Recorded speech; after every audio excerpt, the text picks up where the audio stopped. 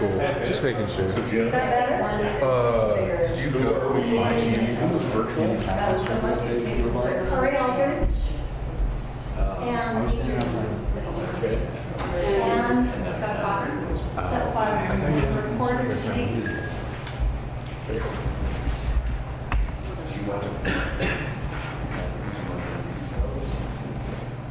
Okay. I think we'll just go ahead and get started. Get ready now. Good social distancing, everybody. Thank you so much for being here. We're kind of spread out, but I think you can tell who's going to be talking. I'm going to introduce Marion and Commissioner Josh Slotnick, who are going to welcome and make some remarks, and then we will run through the agenda. Ann and I, as co-directors of the Joint Information Center connected with this pandemic, just wanted to let you know that we're going to mellow out a little bit this weekend.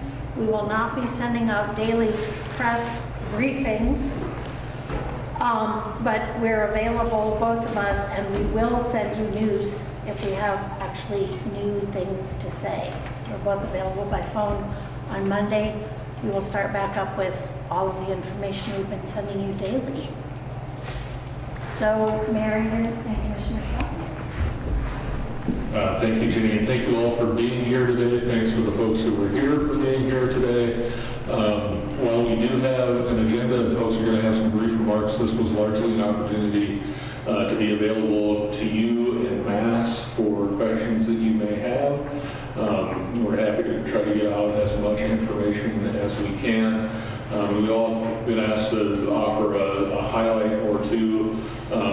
We have been doing our best to over-communicate as we move through this process. The folks you see here and the folks who are with us virtually are in contact every day and cooperating and collaborating and solving problems. And it turns out in a pandemic there are lots of problems to be solved, some of which have been anticipated and some which just surprise you. And I can tell you that to a person we have problem solvers at all levels of our organizations, and those problems are being addressed with skill and speed and creativity. On behalf of the City of Missoula, I just wanted to talk quickly about infrastructure and let you all know that the infrastructure that allows this city to exist and for folks to live, play, work, and do business is in fine shape. Our water supply is safe, clean, and we have backup systems that will allow us to operate in the event that we don't have power, which I think is extraordinarily unlikely, for weeks. So we're in really good shape. Most of our systems are redundant, and particularly our utility systems are redundant. So you can expect the services that you receive from the city to continue. There are going to be some small changes. On Monday, we will limit public access to City Hall to protect both the residents we serve and employees. That does not mean there won't be access to City Hall, but it will be limited, and we'll try to provide ways for you to do business either online through the U.S. Post Office or using the good old-fashioned telephone technology, which apparently still exists. So in terms of service delivery, there will be some changes, but those will be minor. All of our other systems, the ones that you count on day in and day out, police and fire in particular, will continue to roll along. And with that, I'm happy to turn it over to Commissioner Josh Slotnick. Thanks, Mr. Mayor. Thank you all to the media who are here. You are essential in this time of crisis. As the Mayor said the other day, when you're gathering information, you should check your sources. We are really fortunate to have such good sources, and they're right here with us in the room today. So thanks to them. Also, thank you to anyone who's listening on this or watching on this. Thank you for doing your part in terms of social distancing, working from home, generally changing your behavior. I want to acknowledge this is really difficult to turn life all around. It's super hard, and people are responding really well and doing their part. Thanks for that. Before I dive into my highlights, the other thing I wanted to say is if you you'll see really quickly and hear really quickly when you get to meet these folks around me, the level of talent and expertise we have is super high. We're in really good hands, and we're going to get through all this.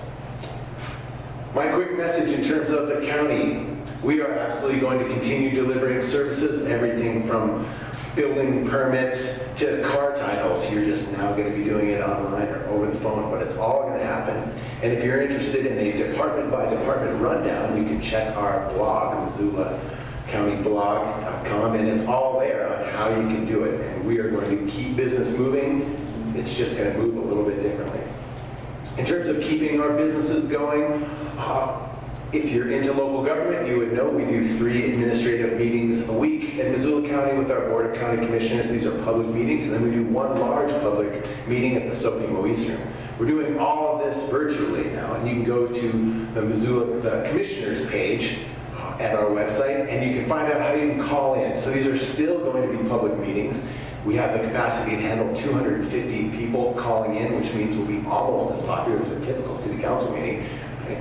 So where business is going to go on and public access will go on, it's just going to be done a little bit differently. We have a couple of elections coming up, one in May and one in June. The May election is the school election. It's all mail-in ballot, but June isn't. Well, we're going to do something a little bit differently this year. We are sending out a postcard to everyone who voted in the last election in person at the polls. And we're going to encourage you to vote mail-in this time. Our encouragement goes so far that we are actually going to be paying the postage on that absentee ballot. So we really want you to do that. And doing this is not just for your own safety, it's for the safety of our election judges. Most of our election judges are over 65. And these are folks who are going to go put themselves on the front line in very public places to make sure democracy can work. So do your part and lessen the load on those folks and take advantage of our paid postage mail-in ballot and do it that way. Finally, I wanted to mention something about the Red Cross. The Red Cross in the recent past has had to cancel 26 blood drives across the state. They had to do this because they couldn't have all those people in the same space at the same time, which means we have a little bit of a shortage of blood, not due to people bleeding, but due to us not being able to collect blood in the way that we have been. So the way to deal with this is for you all out there to give blood, but get a hold of the Red Cross and make an appointment and give blood. Last thing I'm going to ask you to do is give some money to Missoula's United Way, who has created a fund to deal with our service workers who are out of work and rental assistance. Think of the money you would be spending going out to coffee, beer, and pastry, and give it to them. All right, now you're going to hear from some actual experts. Thank you, Josh. We should have Corey Aldridge on the phone. Yes, I'm here. Right, Corey. All right. So Outline continues to operate service. We've got questions as to why are we still running. The simple answer is we are an essential service that benefits the community. There are many people that depend on us as being a reliable way of getting to work, whether it be healthcare workers, medical professionals, grocery store employees, and so many more that have to get to work each day. There are many people in our community that Mountain is their sole means of transportation. Therefore, Mountain will continue to operate service for as long as it is safe to do so. We're taking precautions, trying to keep our buses clean. We're cleaning them multiple times a day, paying attention to the high touch areas, especially we're trying to protect our operators who are really out there exposed to everything that the public brings in. So we created a buffering zone around the operator area, 6-foot buffer, so that they can have a better chance of not contracting the coronavirus. We are working on, we have a contingency plan in place that will, if we enact it, will reduce frequency, but it will allow us to maintain service in all of our existing areas. So, for example, if someone is catching a bus every 30 minutes, they will still have access to the bus in their area, but they'll have to wait 60 minutes.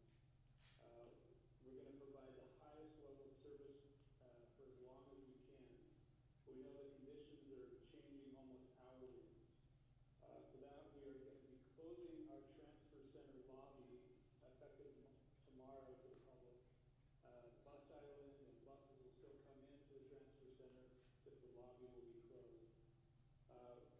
We have additional planning that's being done so that we can respond to changing conditions. We'll continue to work closely with the city and county on coordinated response to the COVID-19 outbreak. And we'll continue to update our practice and recommendations as made by local and federal health agencies. We are updating our website and our social media constantly to keep the public informed of what we're doing. That's it. Thanks very much, Corey. Dean French from Community Medical Center. Hi, thank you. First of all, I'd just like to thank our healthcare workers in this community. They are working hard to ensure that our community is prepared to take care of all patients. We're asking them to do things that they haven't done before. We're asking them to retrain on the spot. As the situation changes, it becomes more fluid. We're repositioning our healthcare workforce so that we can be best prepared to take care of what's to come. And hopefully it will not come, but we want to be there.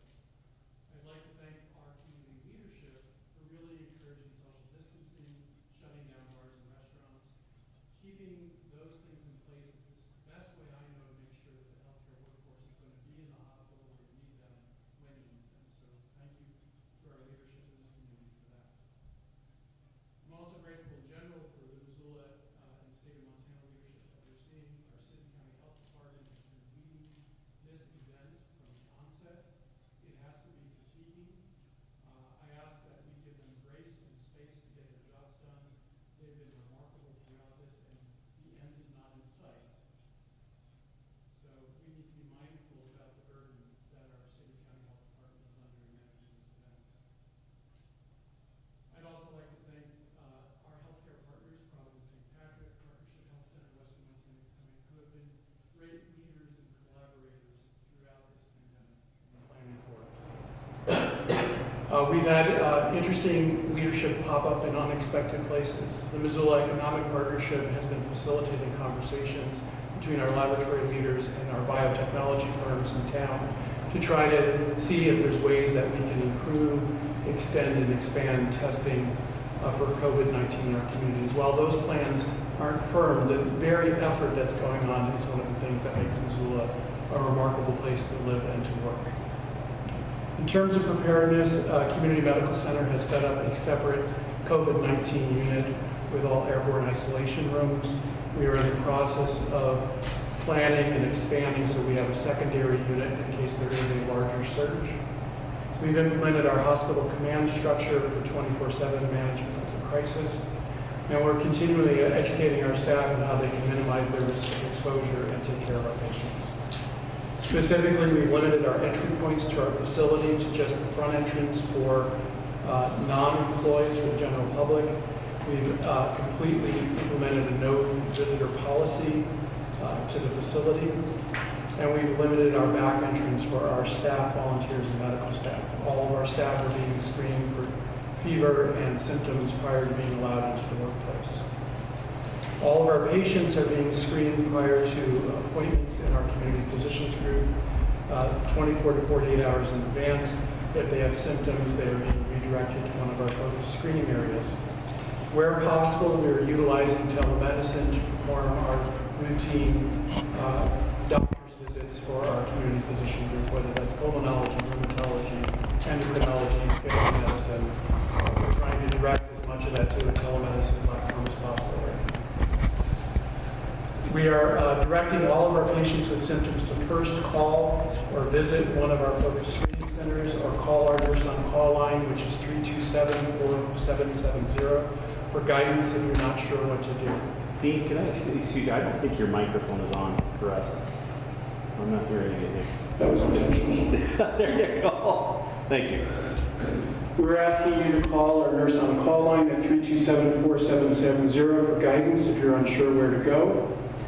We're directing our patients with symptoms to call first or visit a focused screening center so we can centralize our screening processes and testing as well as preserve our protective equipment. Our adult screening center on North Reserve is seeing very high volumes. It is important that part of the screening process is to determine who actually needs a COVID test immediately and who could be deferred and be asked to self-isolate at home. Testing resources are still limited, and we are following the clinical guidelines that we have at this time to determine who is appropriate for testing. We have opened an additional screening center at our Front Street location, downtown First Care, and that is for children and their parents. We're asking people not to go to the emergency room for screening unless they're having severe respiratory distress. All of our staff have appropriate personal protective equipment in our screening centers and our emergency room to prevent exposure to our workforce. We have suspended all elective surgeries throughout our platform in order to preserve and conserve on our personal protective equipment, and we are looking for donations of any type of medical grade personal protective equipment. If someone has that, we ask them to drop it at our front entrance. It has to be in an unopened box. That's all I have. See if I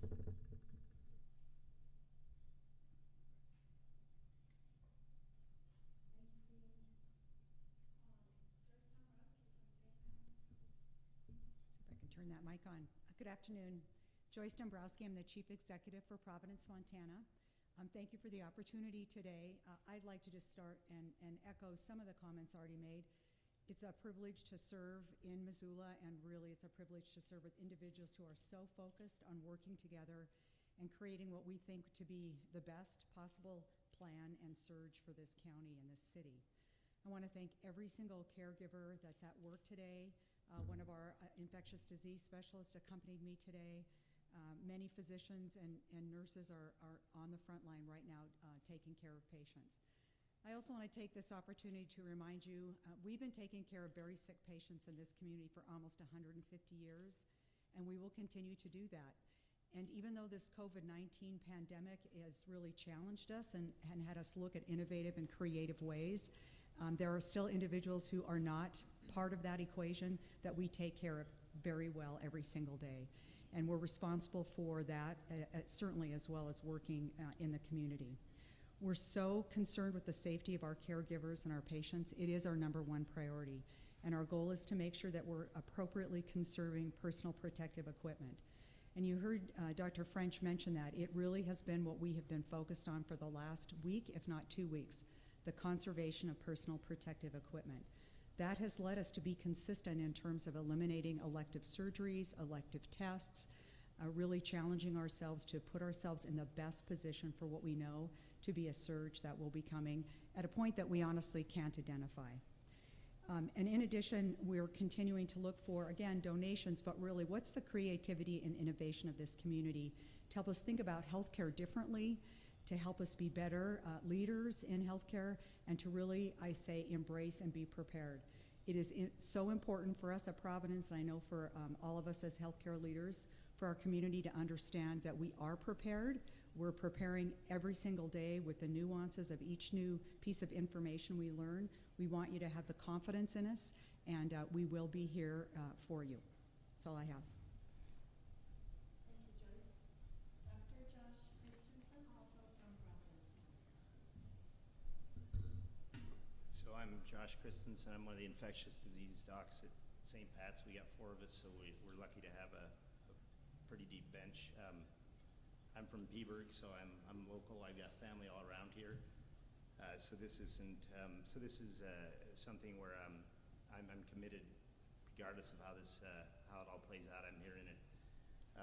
I do want to make it clear that this is not if this is coming. It is coming. We will have a lot of sick patients at some point. The goal of this social distancing, which I think is essential, is to slow the rate that they come in so it's manageable and we can provide adequate medical care for them. So that we can do that, that's why I've really been advocating with a lot of the healthcare people, including the health department, for cutting back on anything elective, preserving our resources for when we really need them. There's a group of infectious disease docs throughout the state loosely called the Montana ID Network. We've been meeting twice a year for years, forced an eventuality sort of like this, and we've been in touch almost constantly now. And also roped in with that is the health department, the state health department. This pandemic is something that to some extent we've been preparing for years. When H1N1 came up over a decade ago, and then with Ebola, we've been basically setting up and renewing protocols for that. This, though, is different in that this is going to be on a much grander scale than anything we've anticipated previously. So we do have a lot of plans in place. St. Pat's has a very robust incident command that's been up and running for quite some time. We're working closely with the local and state health departments. We have the luxury of being, as part of Providence, being affiliated with the hospitals in Seattle, so we have been learning a lot from them. There are multiple conference calls. There are, I'm trying to think of the right term for it, but basically it's like a Skype conference call. I'm not really up on that sort of technology that much in any case, so we have a lot of communication with them. I've got all sorts of protocols that they've emailed us. We've started putting into place ways we can increase our testing. We've been in touch with the health department, biotechnology companies in Missoula, the university. And the biotech companies in the university, to some extent, reached out to us, and I really found that helpful, and it's also improved my morale, I'll put it that way. People are taking this seriously, and they're paying attention, and we're working together on this. Les Whitney, who's ID over community, I talk to him almost every day. If I don't talk to him, I text him. We've been in close touch over this. We're looking into prophylactic treatments, so if someone is exposed, there may be medications you can give them to reduce their risk. This is all clinical trials. These are studies. There's nothing guaranteed to work, but we're looking into it. Clinical trials for medications that might help someone who's critically ill or even moderately ill from the disease. There's a lot of new developments, and we're staying on top of it. The 3 ID colleagues and me have, to some extent, divided up the workload, and we're really aggressively trying to stay on top of this. This is going to be, I think, I'll be honest, a life-changing event for all of us. I think ultimately we're going to, as a state and as a nation, be okay, but it's going to be a rough, potentially prolonged period that we're dealing with this.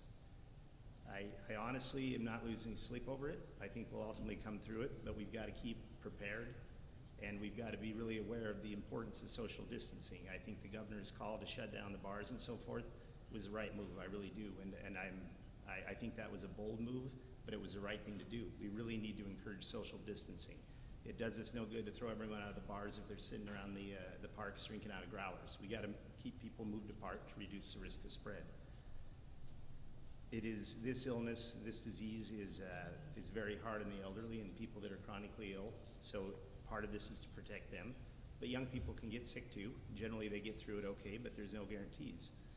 So this is something we just really need to be aware of. And the way we protect the population as a whole is we minimize or reduce the rate of transmission of this virus as much as we can. So social distancing is essential. If we're able to slow it down, we're not going to be the next Italy. We're not going to have the 8% mortality that they're having. Now, that number is a little hard to pin down because I think they're at a point they're only testing the really sick people, so the mortality rate's probably nowhere near that high, a fraction of that probably, well, maybe 1% or less. But in the United States right now, I think we're around maybe 1.3% based on our available testing. But these are hard projections to make because our testing is so limited. We really don't have a full idea of what's happening, so I think we really have to prepare for the worst and hope for the best. I think with the partnering we're doing and being a somewhat more rural state, ultimately we'll come through this, but it ain't going to be easy, nor will it be over quickly.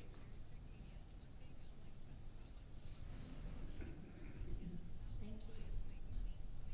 Do we have President Bodnar with us? Yeah, from here. Hi. Well, thanks everybody. Obviously it's an evolving situation, and we've of course remained in close contact with all of our community partners. And I just continue to appreciate the collaboration, the teamwork of everyone that's been a part of that. You know, with every decision we make at the University of Montana, we remain steady in our commitment to the health and safety of our students, staff, and faculty, and of course the broader Missoula community. Just a couple of brief updates from the university.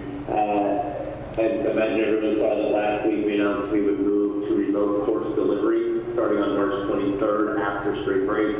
We announced earlier this week that we will actually continue with remote delivery through the rest of spring semester. Our professors are hard at work right now preparing for that transition.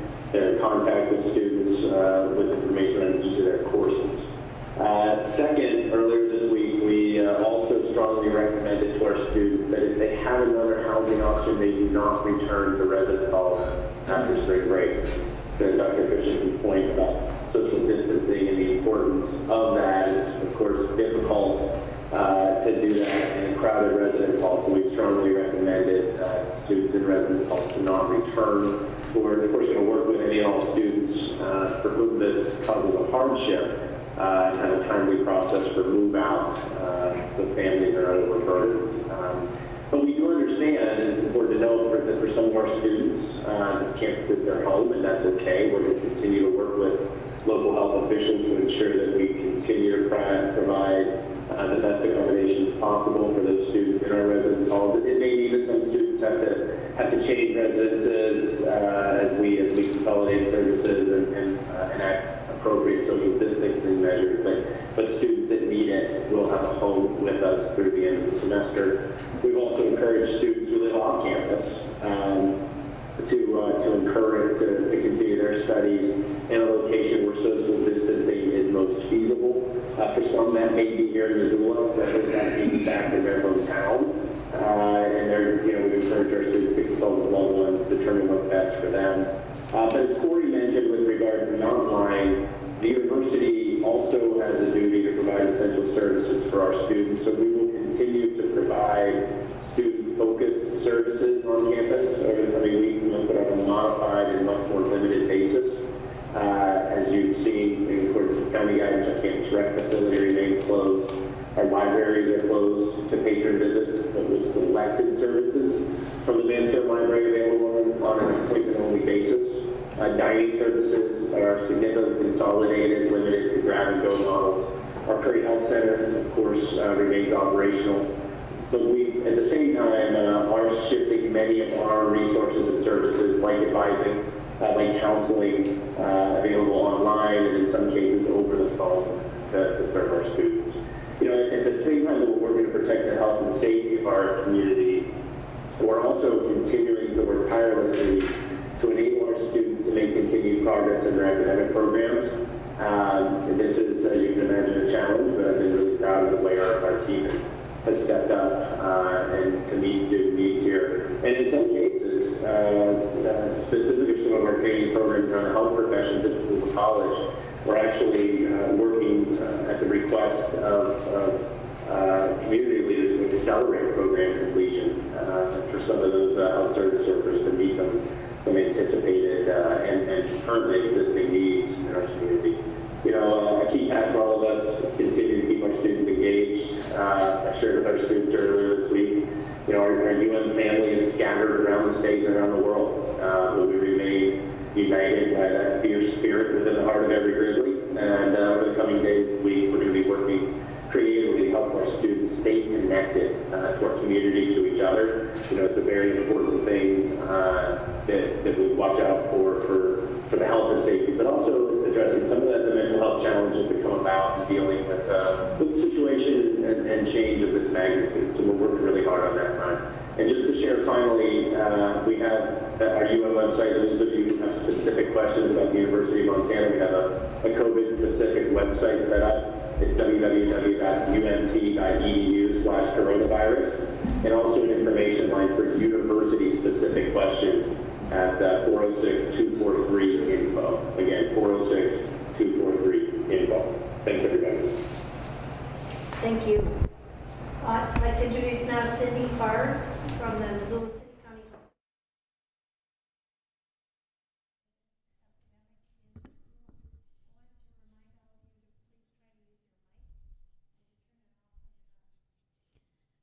Hi, thanks, Ginny. As Ginny introduced me, my name is Cindy Farr. I'm the Incident Commander for the Missoula City County Health Department COVID-19 response. First off, I just want to say thank you to everyone in this room for being here today and for all of the hard work that you all have done over the last several weeks trying to prepare for this and working very closely with us to make sure that we're all on the same page and helping each other as best that we can. I also want to say thank you to our Missoula community. I know that everything that has happened in the last couple of weeks has been very much a disruption to your normal daily life, and I just appreciate very much that people are actually doing what we're asking them to do and really honoring those social distancing practices and making sure that we're doing what we can to protect the vulnerable people in our population and slow the spread of this disease in order to protect our healthcare resources. We currently are at 4 cases of COVID-19 in Missoula County. All 4 cases are related to travel outside of our Missoula area. So what that means for people who are watching at home is that we do not have community spread at this point that we know of. It is still extremely important that you practice the social distancing, wash your hands, cover your cough, all those kinds of things that we're going to continue to say to you. But what we're doing is working because we're not seeing a large jump in numbers quite yet. That gives us the opportunity in public health to learn from what is working in other parts of the country and to learn more about the epidemiology of this virus as it is taking out other parts of the country before it gets here to our communities. So I just appreciate the public support for us and what we're doing at the health department. On that note, we've really expanded everything that we're doing at the health department. I want to say thanks to the overwhelming number of nurses who applied when we put that call out on Sunday. We were able to staff and have backup staff on hand so that not only if our staff were to contract the virus, but as this starts to get bigger and we need to pull in more staffing, we have all the staff that we need right now.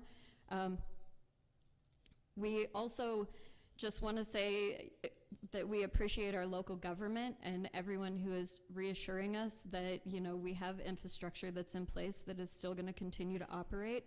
We definitely need that at the health department, and we are also keeping our essential services open. Our immunization clinic is open. Our WIC clients are getting telemedicine visits so that they can continue to get their supplies for WIC. Our home visiting nurses are still visiting with their families remotely as much as possible. So if you still need those services, they're still available. Everything in environmental health for permitting and inspections and all of that is also still happening while we've got this response going on in the background. I am doing daily briefings every day. I know that my PIO is trying to get those on our Facebook page and the link on our website by around 12:30 every day. So for the most up-to-date information from the health department, that is definitely a good place to get it. It's where we're trying to answer a lot of the questions that we're getting on a routine basis throughout the 24 hours. Whatever we're getting a lot of questions about, I'll address in those daily briefings. And I think that's all I have. Thank you very much for everyone and all of your support, and we're going to get through this together.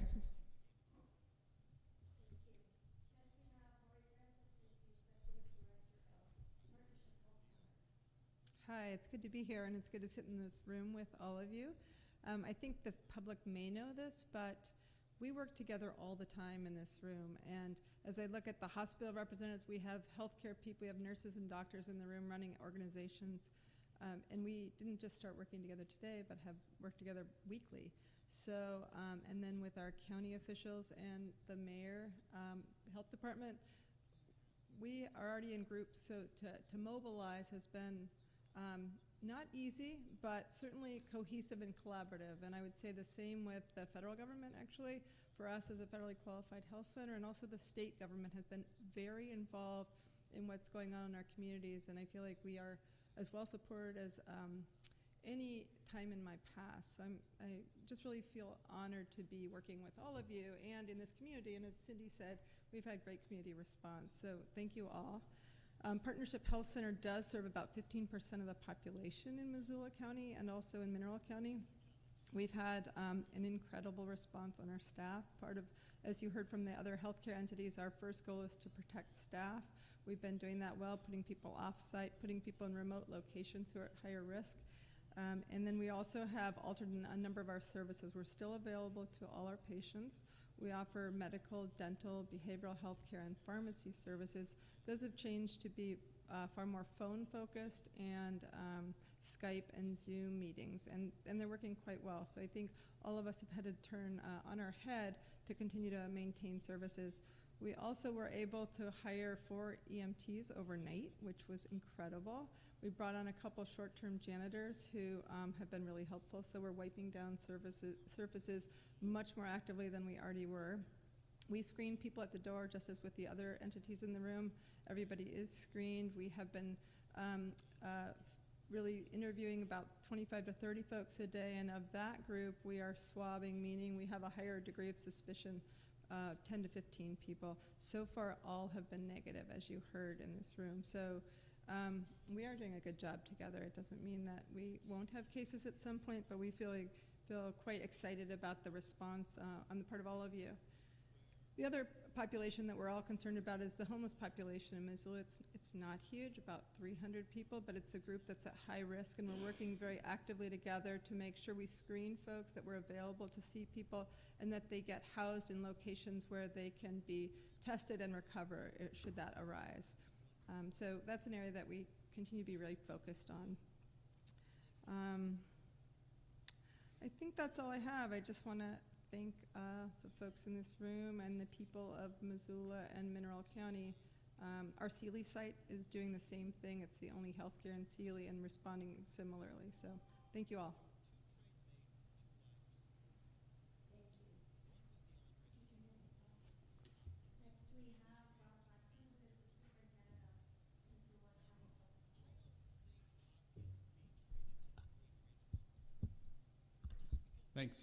Thanks everyone.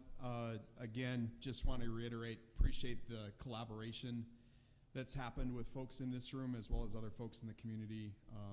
It's been great to have the opportunity just to talk with everyone on a variety of different issues as they come up, and being able to just communicate openly and problem solve has been really nice. I have just a couple of updates since our last press conference. As you're probably all aware, the governor issued a closure for all schools in the state for a period of 2 weeks. It didn't affect us this week because we were already on closure for spring break, but we will continue to be closed this next week. The governor has not yet extended that, so right now we're closed through March 27th. We're continuing to message throughout this week. We've continued to message our staff and our families about any information that we know and how we're preparing for this event. One thing to note, which I don't think has been mentioned yet today, is yesterday the governor issued an advisory for those that are coming back from spring break, asking those that have traveled internationally to self-quarantine for 14 days. We have messaged that to our parents and our staff that might be returning from international travel after spring break. Essentially, our schools and our administration buildings are closed to the public. We've asked all of our staff that could work from home to work from home. Of course, the buildings are still staffed by our custodians, who are doing an excellent job cleaning the buildings and making sure that they're maintained. But other than that, there's not really anyone in the buildings at this time. We have done a ton of work, though, to prepare for Monday, and I'll just mention a couple of things. So our teaching and learning staff worked hard this last week to ramp up our online learning presence. We've got a website that's going to launch later today, and it'll be ready for parents starting on Monday. It's full of activities, relevant and engaging activities, grade level specific, subject specific, so that parents could have an option to take a look at that and help their kids through some of those lessons and activities.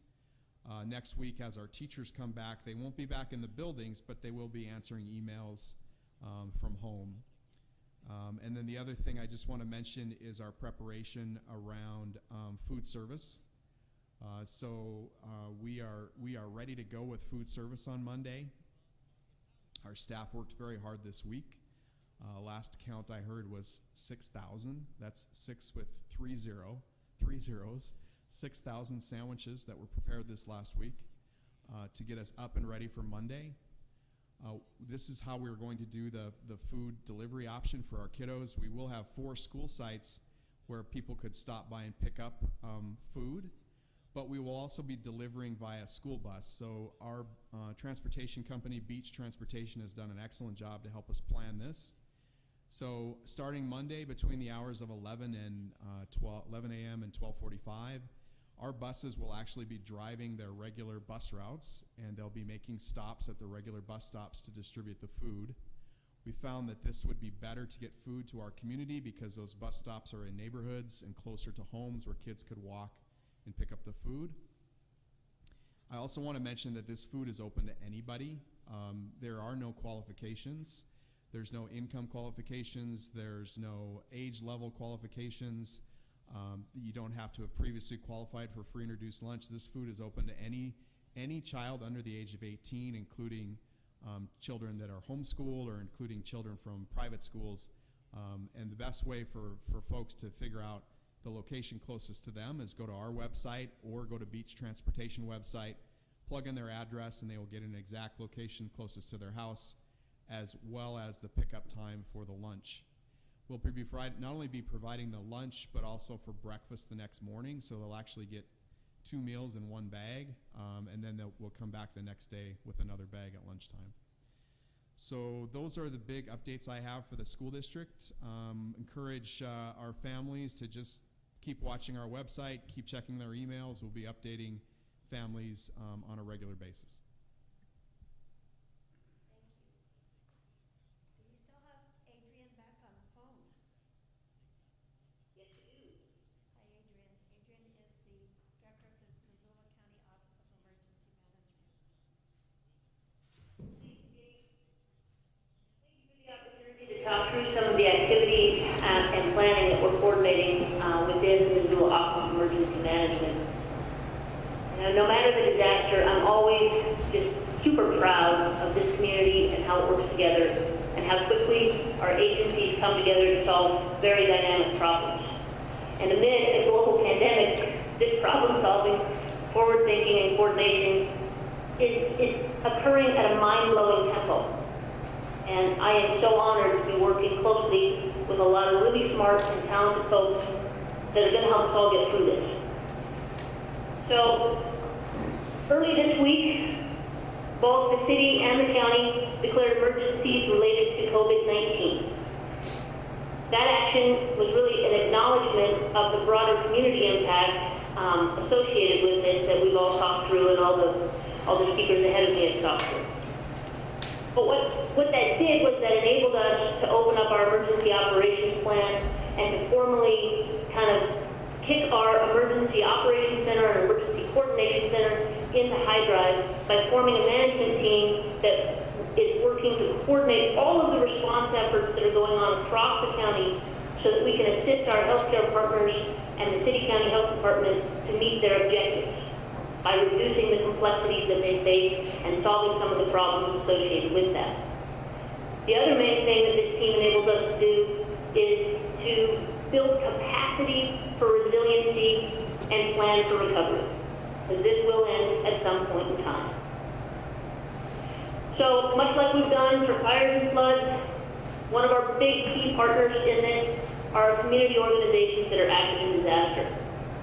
This group meets frequently when we're activated, so just this week we've met 3 times via conference call, and that schedule will continue into the future as need rises. It may be more frequent. But what this group really does is they get together and they anticipate what unmet needs or gaps may be out in the community. And they collaborate so that they can increase their readiness and their capacity to address those needs collectively as a group and to serve everyone in our community amid this disaster. The last thing I want to say is that for the last 2 weeks, the public has been able to call 258-INFO, 258-4636, to be able to speak with public health nurse about COVID-19 related questions. Starting Monday at 8 a.m., they will still be able to call 258-INFO to talk to a public health nurse about COVID-related questions, but they will also have the opportunity to talk to staff in the Emergency Coordination Center about resources and how to get connected to resources that they may need. So tomorrow, tomorrow and Sunday, that will just be a recording. But Monday morning, 8 a.m., we will have live staff available to answer those questions. Thank you. Thank you. We can open it up for questions now.